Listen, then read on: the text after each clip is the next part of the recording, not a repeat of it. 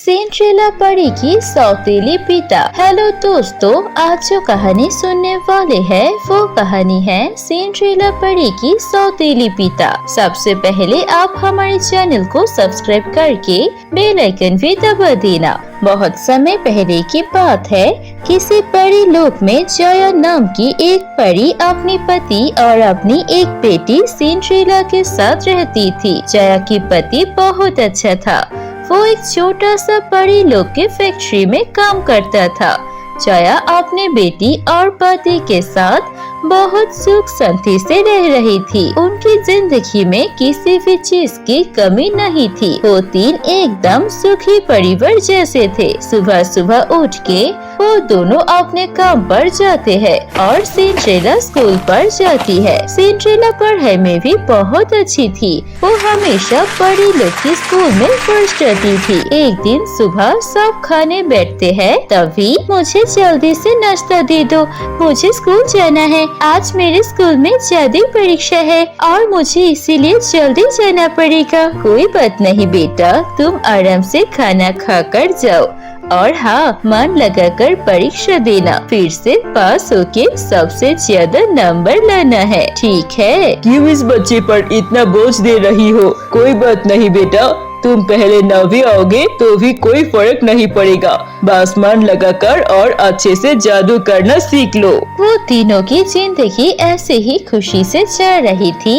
एक दिन अचानक उनके परी राज्य में एक चुड़ैल हमला कर देते हैं और वहाँ पर लड़ाई करते हुए बहुत सारे परी मर जाते हैं और उसमें सिंड्रेला के पिता भी थे।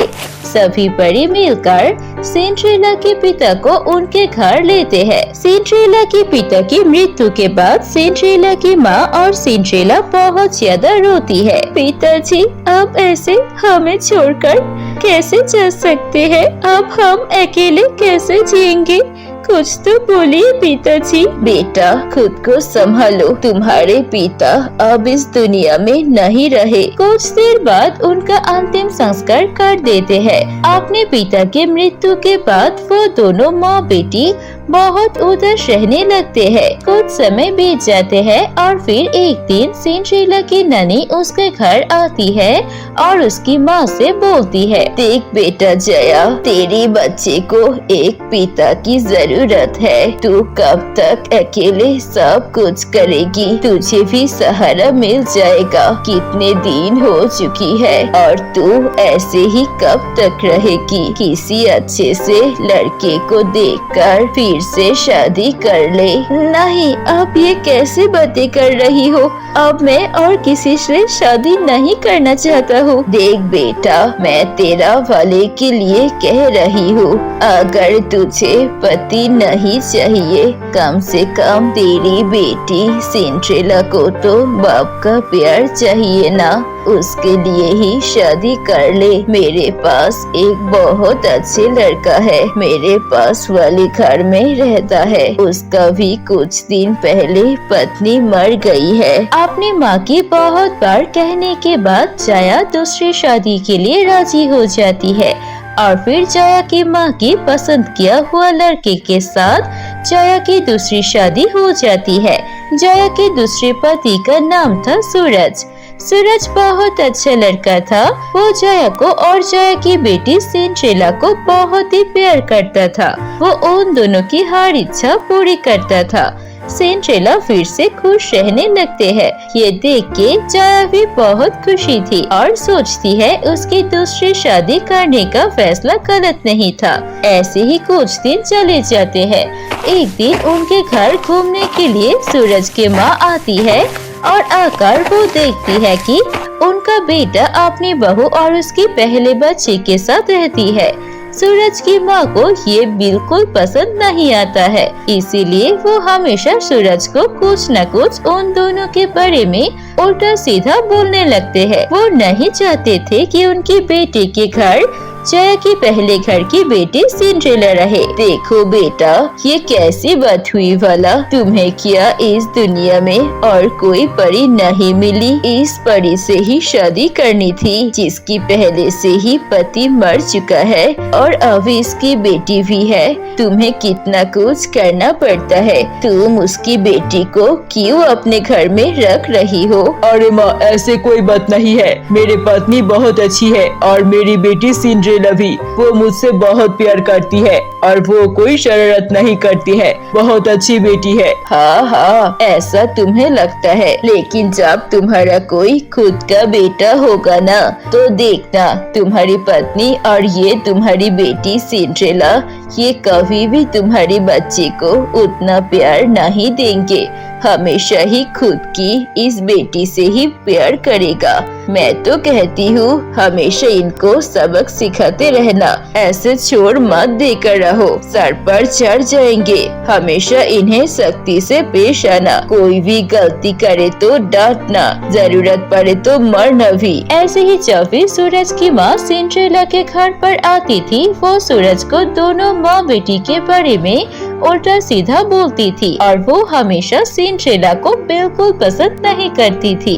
वो घर पर आती थी तो सिंड्रेला से बहुत सारा काम करवाती थी। ऐसे ही कुछ दिन बीत जाते हैं। कुछ दिन बाद सिंड्रेला के पिता सूरज सिंड्रेला के ऊपर अत्याचार करना शुरू कर देते हैं। वो अब सिंड्रेला को बिल्कुल भी पसंद नहीं करते हैं। अब सूरज बात बात पर सिंड्रेला को मारता था और छोटी छोटी बात पर डांटता था। एक दिन सिंड्रेला स्कूल से आती है, तब सूरज घर पर काम कर रहा था। तभी सिंड्रेला उसके पास जाकर बोलती है, पापा पापा, क्या आप मेरे साथ थोड़ी देर खेलना पसंद करोगे? मैं सारा काम खत्म कर लिया है, इसलिए हम दोनों थोड़ी देर खेलते हैं, चलिए। इतना कहते ही सूरज सिंड्रेला को मारने लगते हैं। वो सिंड्रेला को बहुत मारता है और सिंड्रेला रोते हुए बाहर चले जाता है। जब सिंड्रेला की माँ जया आते हैं और उसे रोते हुए देखते हैं तो पूछती है, अरे बेटा क्या हुआ, रो क्यों रही हो? तो सिंड्रेला उसके माँ से झूठ बोलती है कि नहीं माँ, ऐसा कुछ नहीं हुआ, मैं बस सीढ़ी से गिर गया था, थोड़ी सी चोट लग गई है, मैं ठीक हो जाऊंगी। ऐसे ही सिंड्रेला अपनी माँ को अपने पिता सूरज के मरने के बारे में नहीं बताता। ऐसे ही दिन जा रहे थे। सिंड्रेला के पिता सूरज सिंड्रेला पर और भी ज्यादा अत्याचार करने लगता है। सिंड्रेला कुछ नहीं बोलते हैं, चुपचाप सब सुनता है। एक दिन सिंड्रेला घर पर अकेले होते हैं। स्कूल से आकर वो देखती है कि उसके घर पर कोई भी नहीं है। अकेले बैठकर वो पढ़ाई कर रही थी, तभी उसके पिता जमीन में गिर जाते हैं। वो बिल्कुल बेहोश हो जाते हैं। सिंड्रेला ये देखकर घबरा जाते हैं। फिर सिंड्रेला अपने पिता के पास जाती है और उसके सर पर जल पट्टी कर देते हैं। उसे बिस्तर में सुला देते हैं और उसकी बहुत देर तक देखभाल करते हैं। और फिर सिंड्रेला के पिता सूरज की होश आती है।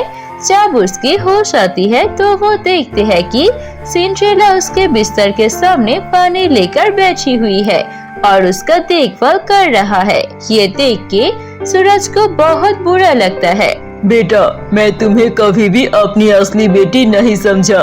तुम पर कितना अत्याचार किया, तुम्हें कितना मारा पीटा, लेकिन फिर भी तुम मेरी इतनी देखभाल कर रही हो। नहीं पापा, ऐसा मत कहिए, मेरे पापा अब नहीं हैं। अब जो है वो आप ही है, आप ही मेरा पापा है। अगर आप मुझे बेटी नहीं समझते कोई बात नहीं, लेकिन मैं तो आपको अपना पापा समझती हूँ। मुझे माफ कर दो बेटा, मुझे मेरी गलती का एहसास हो चुका है। फिर सूरज अपनी बेटी को पकड़ के रोने लगता है और फिर उसे अपनी गलती का एहसास हो जाता है। वो कभी भी सिंड्रेला से बुरी बर्ताव नहीं करता है। वो हमेशा सिंड्रेला को अपनी खुद की बेटी की तरह ही प्यार करता है। फिर ऐसे ही वो सब लोग खुशी खुशी रहने लगते हैं। दोस्तों, कैसी लगी आपको हमारी ये कहानी?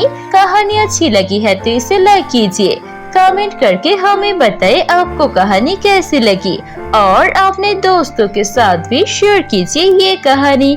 अगर ऐसी और कहानी देखनी है तो प्लीज सब्सक्राइब कीजिए हमारे चैनल पर।